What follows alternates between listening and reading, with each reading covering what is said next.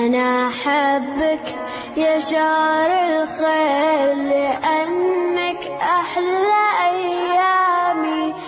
أحب أزور أحبابي وأخواني. أنا أحبك يا شهر الخير لأنك أحلى أيامي.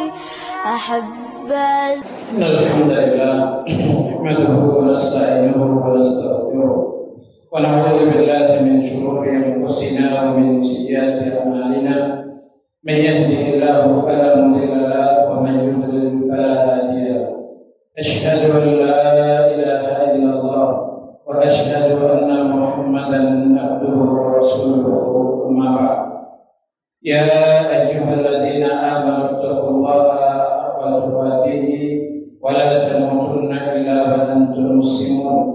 يا أيها الناس اتقوا ربكم الذي خلقكم من نفس واحدة وخلق منها زوجها وبث منهما رجالا كثيرا ونساء واتقوا الله الذي تساءلون به والأرحام إن الله كان عليكم رقيبا.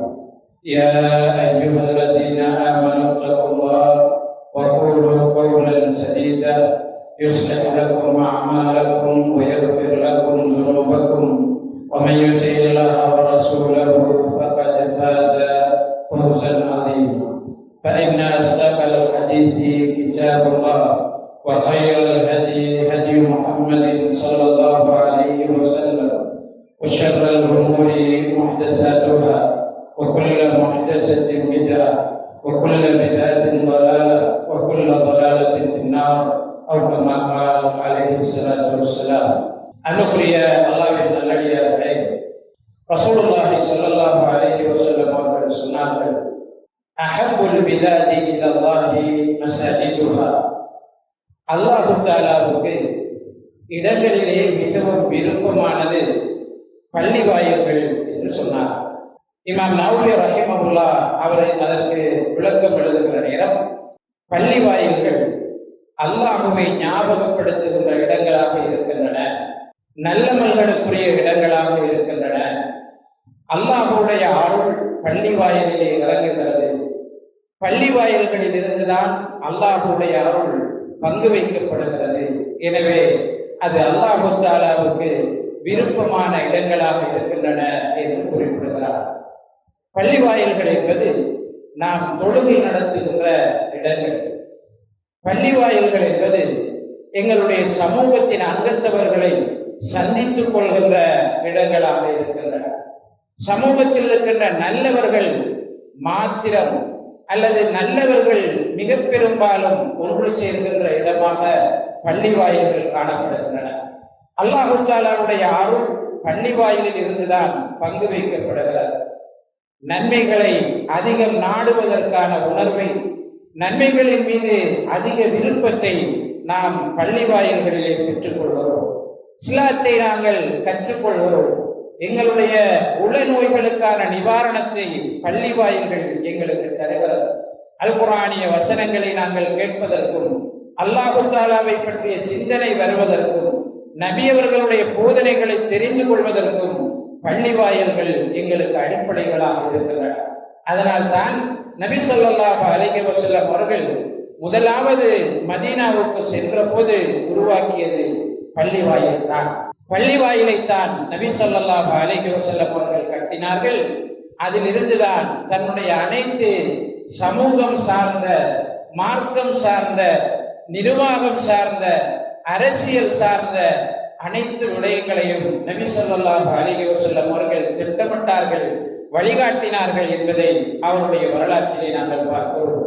அன்புக்குரிய அல்லாஹ்வின் நல்லடியார்களே, பள்ளி வாயில்கள் என்பது பேருக்காக, புகழுக்காக அல்லது எனக்கு நிர்வாக ஓட்டம் இருக்கிறது என்பதற்காக நிர்வகிக்கப்படுவது அல்ல, பராமரிக்கப்படுவது அல்ல.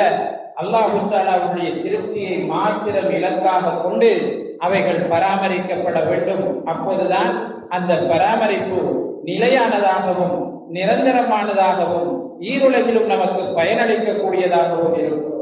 அன்புக்குரிய அல்லாஹ்வின் நல்லடியார்களே, பள்ளி வாயில்களினுடைய பரிபாலனம் என்பது இரண்டு வகையாக நோக்கப்பட வேண்டும். ஒன்று வெளிப்படையானது, இரண்டு மறைமுகமானது. உள்ளார்கள். அல்லாஹு தஆலா சூரத்து தௌபா 18வது வசனத்திலே அல்லாஹு தஆலாவுடைய பள்ளி வாயில்களை நிர்வகிப்பவர்கள் யார் என்றால் அவர்கள் அல்லாஹு தஆலாவை ஈமான் கொண்டிருப்பார்கள், மறுமை நாளை நம்பி இருப்பார்கள், தொழுகையை நிலைநாட்டுவார்கள், ஜக்காத்தை கொடுப்பார்கள், அல்லாஹு தஆலாவை தவிர வேறு யாருக்கும் அவர்கள் பயப்பட மாட்டார்கள், அஞ்ச மாட்டார்கள், அவர்கள்தான் நேர்வழி பெற்றவர்களாக இருப்பார்கள் என்று பள்ளி வாயில்களை பராமரிப்பவர்களுக்குரிய அதிகமான சிறப்புகளை இங்கே அல்லாஹு தஆலா நமக்கு சொல்லி காட்டுகிறார். இதில் இரண்டு விதமாகவும் இந்த வசனத்தை நாங்கள் விளக்க முடியும். பள்ளி வாயிலை நிர்வகிப்பவர்கள் ஏற்கனவே அந்த பண்பாடுடையவர்களாக இருப்பார்கள், அல்லது பள்ளி வாயில்களை நிர்வகிப்பதின் ஊடாக அல்லாஹு தஆலா சொல்லுகிற இந்த பண்பாடுகள் அவர்களிடம் வளர்ச்சி அடைவதற்கான வாய்ப்பு இருக்கிறது. ஈமானிலே உறுதி, தொழுகையிலே பேணுதல், மறுமையிலே அதிகமான நம்பிக்கை, நல்லவைகளின் மீது அதிகமான ஈடுபாடு பள்ளி வாயில்களை நாங்கள் நிர்வகிப்பதின் ஊடாக, பள்ளி வாயில்களுடைய ஜமாஅத்தாரோடு நாங்கள் இறுக்கமான தொடர்பை வைத்திருப்பதன் ஊடாக உருவாக்கி கொள்ள முடியும் என்பதை இந்த வசனத்தில் இரண்டு விதமாக நாங்கள் விளங்கிக் கொள்ள முடியும். அன்புக்குரிய அல்லாஹ்வின் நல்லடியார்களே, இப்னு மாஜாவிலே வரக்கூடிய ஒரு செய்தியிலே ரசூலுல்லாஹி ஸல்லல்லாஹு அலைஹி வஸல்லம் அவர்கள் சொல்கிறார்கள், ஒரு மனிதன் மரணித்து விட்டான் என்றால் அவனுடைய அமல்களில் சிலதை தவிர மற்ற எல்லாமே துண்டிக்கப்படுகிறது. அந்த அமல்களில் ஒன்று அவன் அல்லாஹு தஆலாவுக்காக கட்டிய பள்ளிவாயில் என்று குறிப்பிடுகிறார். யார் அல்லாஹு தஆலாவுடைய திருப்பொருத்தத்தை நாடி ஒரு குருவி கூண்டு அளவேனும் ஒரு பள்ளிவாயிலை கட்டுகிறானோ அவனுக்காக அல்லாஹு தஆலா சுவர்க்கத்திலே ஒரு மாளிகையை கட்டுகிறான் என்று நபி ஸல்லல்லாஹு அலைஹி வஸல்லம் அவர்கள் சொன்னார். அதாவது குருவி கூடு கட்டுகின்ற அந்த கூட்டிலே சுஜூது செய்ய முடியாது, யாரும் தொழ முடியாது. ஆனால் நபி ஸல்லல்லாஹு அலைஹி வஸல்லம் அவர்களுக்கு பள்ளிவாயில் எவ்வளவு சிறியதாக இருந்தாலும் நீ ஒரு பள்ளிவாயிலை கட்டுவாயாக இருந்தால் சுவர்க்கத்திலே அல்லாஹு தஆலா ஒரு மாளிகையை உனக்காக கட்டுவான் என்று சொன்னார். உண்மையில் அரபு நாடுகளில் இருப்பவர்கள் அதிகமாக ஏன் பள்ளி வாயில்களை கட்ட முயற்சிக்கிறார்கள் என்றால் சுவர்க்கத்தில் அவர்களுக்கான இடங்களை தேடிக்கொள்கிறார்கள், சுவர்க்கத்தில் மாளிகைகளை உருவாக்கி கொள்வதற்கு அவர்கள் முயற்சி செய்கிறார்கள். ரசூலுல்லாஹி ஸல்லல்லாஹு அலைஹி வஸல்லம் அவர்கள் சொன்னார்கள், யாரொருவர் இந்த உலகத்திலே அல்லாஹு தஆலாவுடைய திருப்தியை நாடி அவனுக்காக ஒரு இல்லத்தை பள்ளி வாயிலை உருவாக்குகிறாரோ அதை போன்ற ஒன்றை அல்லாஹு தஆலா அவருக்கு சுவர்க்கத்திலே உருவாக்குகிறான் என்று சொன்னார். அன்புக்குரிய அல்லாஹ்வின் நல்லடியார்களே, பள்ளி வாயில்களை நாங்கள் உருவாக்குவது ஒரு சிறிய அமல் கிடையாது, நிரந்தரமான நீண்ட காலம் எங்களுக்கு பயன் தரக்கூடிய அமலாக இருக்கிறது.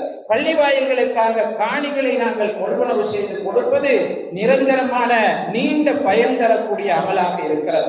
நபி ஸல்லல்லாஹு அலைஹி வஸல்லம் அவர்கள் மஸ்ஜிதுன் நபவியுடைய இப்போது அமைந்திருக்கக்கூடிய அந்த இடத்திற்கு வருகிறார்கள். பனு நஜ்ஜார் கோத்திரத்திற்குரிய இடமாக அது இருக்கிறது. எனக்கு நீங்கள் எவ்வளவு என்று சொல்லுங்கள், நான் வாங்கி விடுகிறேன் என்கிறார். ஆனால் அந்த கூட்டம் சொல்கிறது, இல்லை அல்லாஹ்வின் தூதரே, அல்லாஹ்வுக்காகவும் அல்லாஹ்வுடைய தூதருக்காகவும் நாங்கள் இதை வக்ஃப் செய்து விடுகிறோம், நாங்கள் இதை பந்து விடுகிறோம், நாங்கள் இதற்கு பெருமதி வாங்குவது கிடையாது என்று ஒரே அடியாக நிற்கிறார்கள். அன்புக்குரிய அல்லாஹ்வின் நல்லடியார்களே, சிந்தித்து பாருங்கள், இன்றளவும் அந்த கூட்டம் எவ்வளவு நன்மை பெறுகிறார், எத்தனை கோடி மக்கள் அதிலே அமல் செய்கிறார், எத்தனை பேர் அமல் செய்கிறார்கள், எவ்வளவு காலம் அது நீண்டு நிலைத்து நிற்கிறது. 1400 அல்லது 1400 இந்த 420-30 ஆண்டுகளை தாண்டி அந்த பள்ளிவாயில் இன்னமும் நிற்கிறது. இன்னமும் மறுமை வரை, உலகம் அழியும் வரை அது நிற்க இருக்கிறது. ஆக அந்த மக்கள் முழுமையாக தொழுகிறவர்கள், அமல் செய்கிறவர்களுடைய அமல்களை, நன்மைகளை அவர்கள் பெறவே போகிறார்.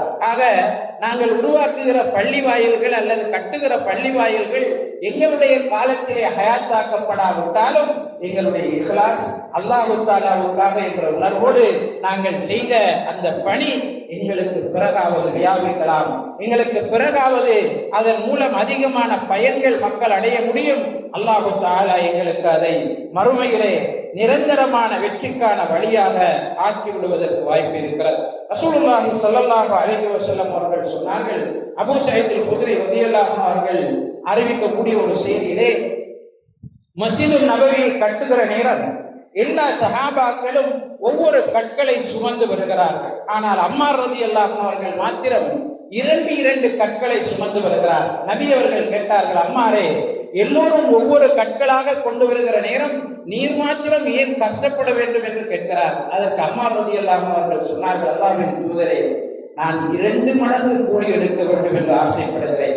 ஆக பள்ளிவாயில் நிர்வாகம் என்பது, பள்ளிவாயிலை நிர்வகிப்பது என்பது புகழுக்காக அல்லது பேருக்காக அல்ல, அல்லாஹு தஆலாவிடம் அதிகமான கூலிகளை நாங்கள் பெற்றுக்கொள்ள வேண்டும் என்பதற்காக செய்யப்பட வேண்டும். இந்த பள்ளிவாயிலை நிர்வகிப்பவர்கள் உண்மையிலே பாக்கியசாலிகள்.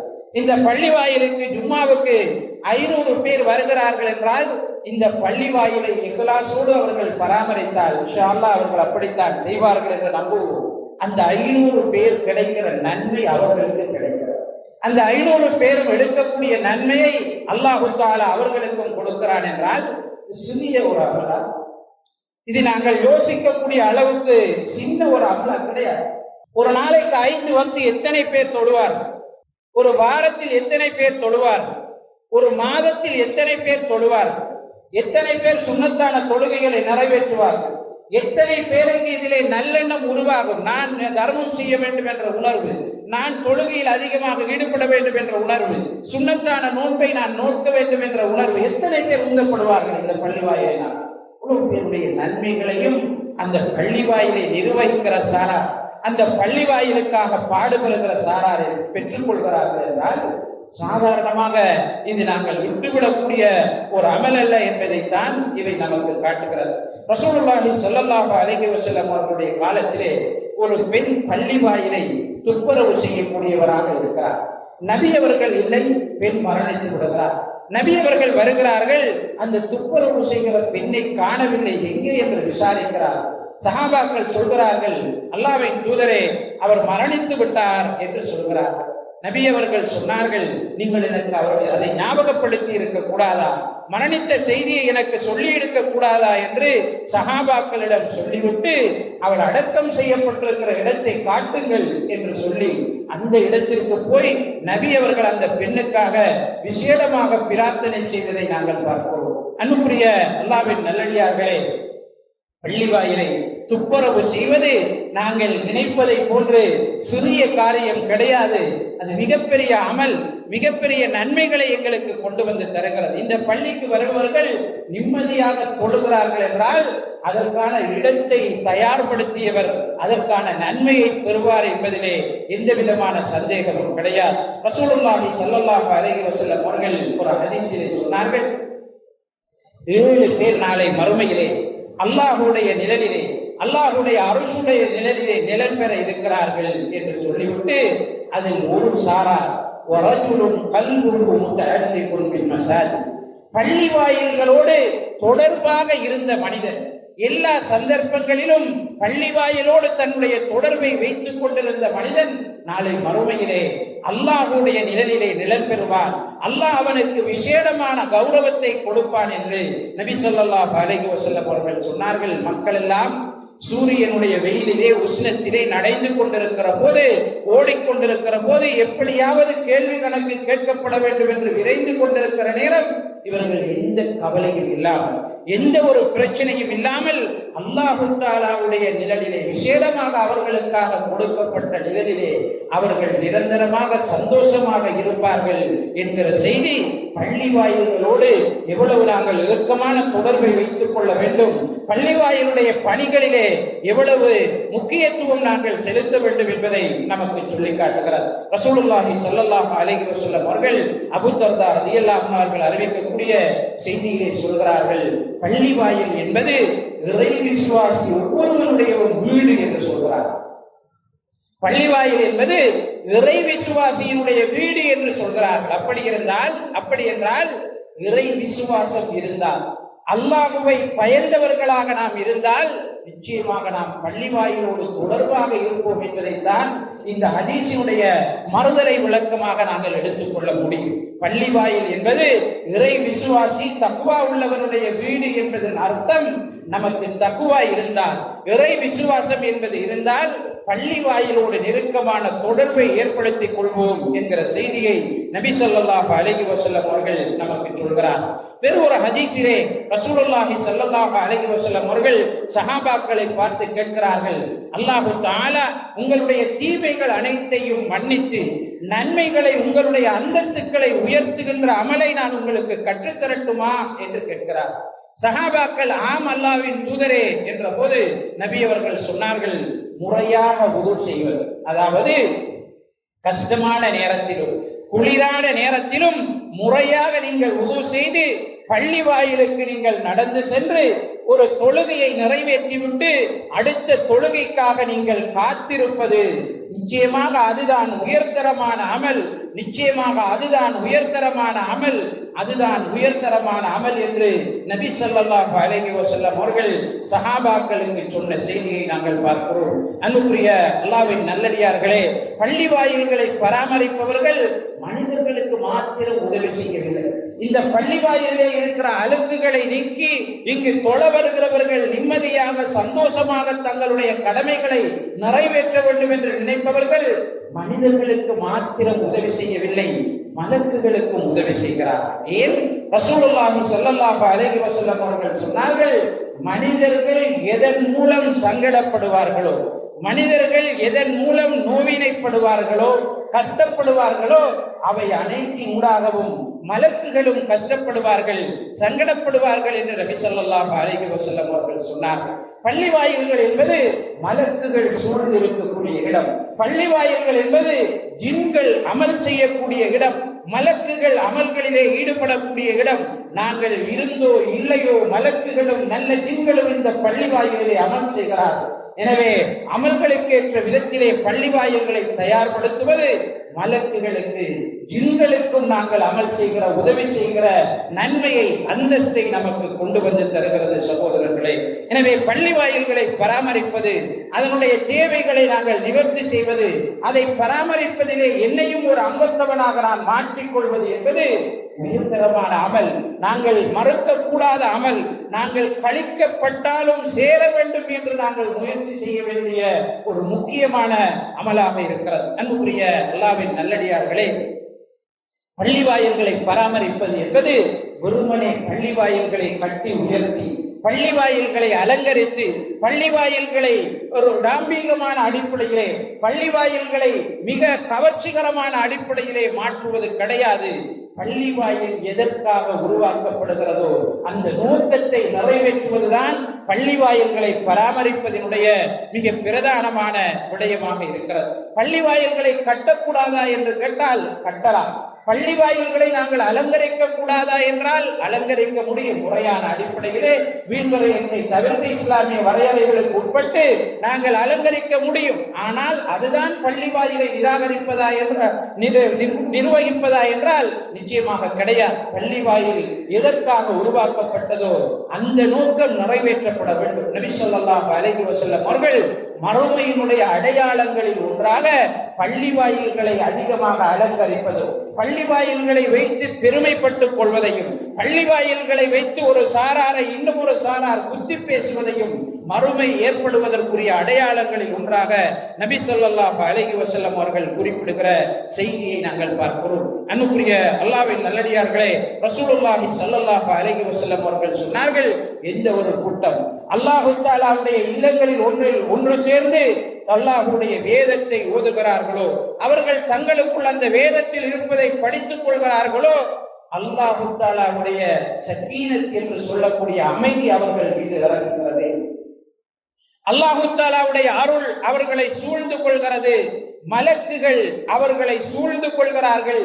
அல்லாஹ் தஆலா தன்னிடம் இருக்கிற வானவர்களிடம் இந்த சாராரை பற்றி சிறப்பாக பேசுகிறான், இவர்களை ஞாபகப்படுத்துகிறான் என்று ரசூலுல்லாஹி ஸல்லல்லாஹு அலைஹி வஸல்லம் அவர்கள் சொல்லக்கூடிய செய்தியை நாங்கள் பார்க்கிறோம். எனவே அன்புக்குரிய அல்லாஹ்வின் நல்லடியார்களே, பள்ளி வாயில்களை நாங்கள் பராமரிப்பதிலே, நிர்வகிப்பதிலே இந்த இரண்டில் எதில் நாங்கள் சேர்ந்தாலும், அதாவது வெளிப்படையான நிர்வாகம், உள்ளார்ந்த அடிப்படையிலான நிர்வாகம் என்கிற இந்த இரண்டில் எந்த சாராரில் நாங்கள் இருந்தாலும் அதிகமான நன்மைகளை பெறக்கூடியவர்களாக இருப்போம் என்பதை ஹதீஸ்கள் நமக்கு சொல்லி காட்டுகிறது. ரசூலுல்லாஹி ஸல்லல்லாஹு அலைஹி வஸல்லம் அவர்கள் சொல்கிறார்கள், யார் ஒருவர் காலையிலோ மாலையிலோ பள்ளி வாயிலுக்கு வருகிறாரோ, அல்லாஹ்வுடைய வேதத்தை ஓதுகிறாரோ, அமல்களில் ஈடுபடுகிறாரோ, அவருக்காக அல்லாஹ் தஆலா சுவர்க்கத்திலே ஒரு இடத்தை உருவாக்குகிறார்.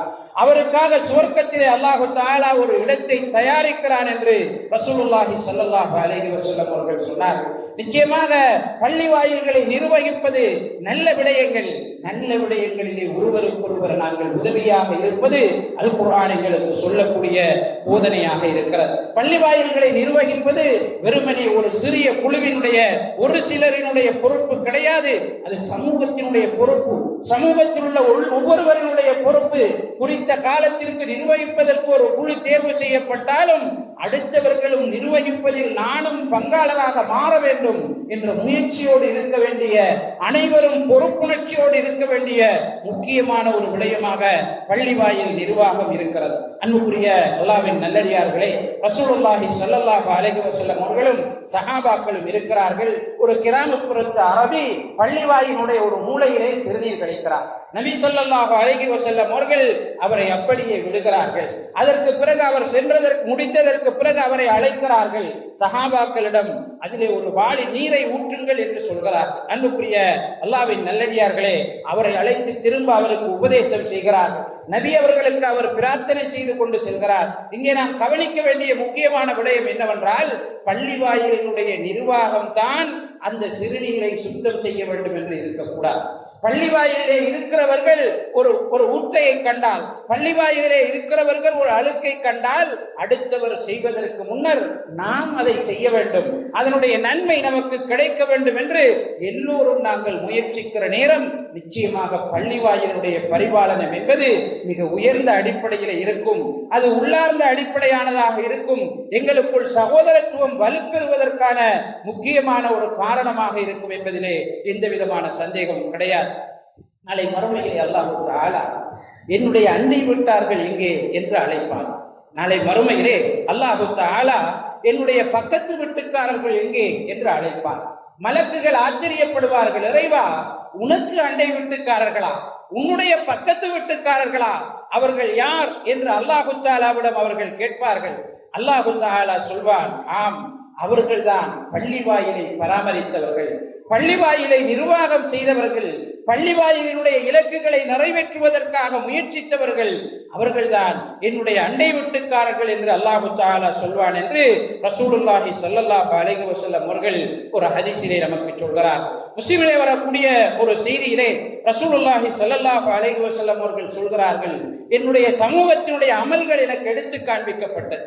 என்னுடைய சமூகத்தினுடைய அமல்கள் எல்லாம் எனக்கு எடுத்து காண்பிக்கப்பட்டது.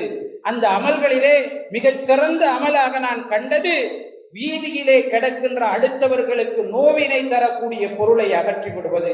அந்த அமல்களிலே மிக கெட்டதாக நான் கண்டது, பள்ளியிலே துப்பப்பட்டிருந்தும், பள்ளியிலே சளி இருந்தும், பள்ளியிலே அழுக்கு இருந்தும் அது நீக்கப்படாமல் இருப்பது மிக கெட்ட அமலாக நான் கண்டுகொண்டேன் என்று ரசூலுல்லாஹி ஸல்லல்லாஹு அலைஹி வஸல்லம் அவர்கள் குறிப்பிடுகிறார். முஸ்லிமிலே வரக்கூடிய ஒரு செய்தியிலே ஒரு தடவை நபி ஸல்லல்லாஹு அலைஹி வஸல்லம் அவர்கள் குத்பா செய்து கொண்டிருக்கிறார். என்ன செய்கிறார்கள்? குத்பா செய்து கொண்டிருக்கிறார்கள். காபாவிலே ஒரு சளி இருக்கிறது, துப்பளி இருக்கிறது, உமிழ்நீர் இருக்கிறது. நபி ஸல்லல்லாஹு அலைஹி வஸல்லம் அவர்கள் சென்று அதை தன்னுடைய கரத்தினால் இல்லாமல் செய்கிறார். தன்னுடைய கரத்தினால் அதை துப்பரவு செய்கிறார். ஆக அன்புக்குரிய அல்லாஹ்வின் நல்லடியார்களே, பள்ளி வாயிலுடைய பரிபாலனம் நாம் அனைவரும் சேர்ந்து செய்ய வேண்டிய ஒன்று. நோன்பு காலங்களிலே பள்ளி வாயில்களோடு அதிகமான தொடர்புகளை நாங்கள் வைத்திருந்தோம். கியாமுல் லைல் என்றும், தராவி தொழுகை என்றும், அது போன்று இன்னபிற பரலான தொழுகைகள், சுன்னத்தான தொழுகைகள், நோன்பு தரக்கின்ற ஏற்பாடுகள், சகர் முடிந்ததற்கு பிறகு அவசர அவசரமாக பள்ளிக்கு வந்து விடுவது என்று அதிகமான தொடர்பு எங்களுக்கு பள்ளி வாயிலோடு இருந்தது. அல்ஹம்துலில்லாஹ், நோன்பு முடிய போகிறது. நாளை நாங்கள் பெருநாளை கொண்டாட இருக்கிறோம். பள்ளிக்கு பூட்டு போடுவதாக பெருநாள் இருக்கக்கூடாது. பள்ளி வாயிலை எங்களுடைய உள்ளத்தை விட்டும் தூரப்படுத்துவதாக பெருநாள் அமைந்துவிடக் கூடாது. பள்ளி வாயிலிருந்து நானும் என்னுடைய பிள்ளையும் தூரமாகி அடுத்த நோன்பு வரை வேறு வேலைகளை பார்க்கின்ற அளவுக்கு தூரமாகி விடுவதாக இந்த காலங்கள் எங்களுக்கு அமைந்துவிடக் கூடாது. நோன்பிலே பெற்ற படிப்பினை, நோன்பிலே இருந்த தொடர்பு, நோன்பிலே பள்ளியோடு எங்களுக்கு இருந்த இறுக்கம் நிச்சயமாக நோன்பை கடந்ததற்கு பிறகும் பெருநாளுக்கு பிறகும் பெருநாள் அன்றும் எங்களுக்கு இருக்க வேண்டியது கடமையாக இருக்கிறது. எந்த அல்லாஹு தஆலாவுக்காக நாங்கள் தொழுதோமோ, எந்த அல்லாஹு தஆலாவுக்காக நாங்கள் விழித்திருந்தோமோ, எந்த அல்லாஹு தஆலாவுக்காக சுபஹுக்கு நாங்கள் சமூகம் அளித்தோமோ, எந்த அல்லாஹு தஆலாவுக்காக பரலான தொழுகைகளுக்கு நேரத்திற்கு நாங்கள் சமூகம் அளித்தோமோ, அந்த அல்லாஹு தஆலா உயிரோடு தான் இருக்கிறார். அவன் மரணித்து விடுவது கிடையாது. அவன் நிலையானவன், நித்தியமானவன். அவன் மரணித்து விடுவது கிடையாது. அவன் உயிரோடு இருக்கிறான். எனவே நோன்புக்கு பிறகும் அந்த அல்லாஹுவை பயந்தவர்களாக நாங்கள் இருக்க வேண்டும். பள்ளி வாயில்களோடு இறுக்கமான தொடர்பை நாங்கள் ஏற்படுத்திக் கொள்ள வேண்டும். நிச்சயமாக பள்ளி வாயிலை நிர்வகிப்பவர்கள் மலக்குகள் கிடையாது. பள்ளி வாயிலை நிர்வகிப்பவர்கள் விசேடமாக அல்லாஹ் தஆலாவினால் பள்ளி வாயில்களுக்காக உருவாக்கப்பட்டு சமூகத்தில் கொடுக்கப்பட்டவர்கள் கிடையாது. அவர்களும் மனிதர்கள். அவர்களுக்கும் மறதி இருக்கிறது, அவர்களுக்கும் தவறு இருக்கிறது, அவர்களுக்கும் குடும்பம் இருக்கிறது, அவர்களுக்கும் தொழில் இருக்கிறது. இவைகளுக்குள் தான் பள்ளி வாயிலை அவர்கள் பராமரிக்கிறார்கள். இப்படி இருக்கிற நேரம் அவர்களில் வருகிற சின்ன சின்ன மனக்கசப்புகளுக்காக, அவர்களுடைய சின்ன சின்ன தொடர்பாடல்களில் ஏற்படுகிற சிக்கல்களுக்காக பள்ளி வாயிலை விட்டு நாங்கள் தூரமாக முடியாது. பள்ளி வாயில் என்பது எனக்கு தேவை. பள்ளி வாயில் என்பது என்னுடையது. பள்ளி வாயில் என்பது நான் மறுமையில் என்னை பாதுகாத்துக் கொள்வதற்கான வழி. பள்ளி வாயில் என்பது நான் அல்லாஹ்வுடைய அருளை பெறுவதற்குரிய உடல். எனவே என்னை நான் குழியில் போட்டுக் கொள்ள முடியாது. இதை பராமரிப்பதற்காக இருக்கின்ற ஒரு சிலர் விடுகிற தவறுகளுக்காக அல்லது அவர்களுடைய நடவடிக்கைகளில் எனக்கு இருக்கிற அதிருப்திக்காக நான் பள்ளி வாயிலை விட்டு தூரமாகி என்னை மோசமாக்கிக் கொள்ள வேண்டிய, என்னுடைய அமல்களை விட வேண்டிய, என்னுடைய உள்ளத்தை பால்படுத்திக் கொள்ள வேண்டிய அவசியம் எனக்கு கிடையாது என்பதிலே நாங்கள் ஒவ்வொருவரும் தெளிவோடு இருக்க வேண்டும். அமல்களாலும் இன்ன பிற நல்ல காரியங்களினாலும் பள்ளி வாயிலை நிர்வகிப்பவர்களாக இருக்க வேண்டும். இந்த பள்ளி வாயிலுடைய செய்தியை இந்த சமூகத்திற்கு கொண்டு சேர்க்கின்றவர்களாக இந்த பள்ளி வாயிலுக்கு வருபவர்கள் தான் இருப்பார், அடுத்தவர்கள் இருக்க மாட்டார். எனவே பள்ளி வாயிலுக்கு நீங்கள் வரவில்லை என்றால் இந்த பள்ளி வாயிலே பகிரப்படுகிற குர்ஆன் ஹதீஸ் விஷயங்கள் உங்களுக்கு தெரியாது. அது போன்று இந்த பள்ளி வாயிலே சொல்லப்படுகிற விஷயத்தை நீங்கள் அடுத்தவர்களுக்கு கொண்டு சேர்க்கவும் முடியாது. பள்ளி வாயிலை விட்டு சின்ன சின்ன காரணங்களுக்காக தூரமாகுபவர்கள் அவர்கள் கொஞ்ச காலத்தில் முழுமையாக தூரமாகி விடுவார்கள்.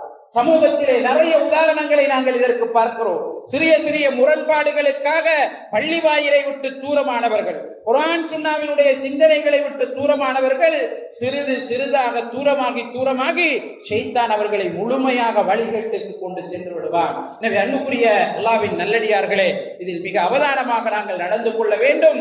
நான் பள்ளி வாயிலை பராமரிப்பது அல்லது நான் பள்ளி வாயிலோடு நெருக்கமான தொடர்பை வைத்துக் கொள்வது என்னுடைய சுயநலம், எனக்காக, அடுத்தவர்களுக்காக அல்ல.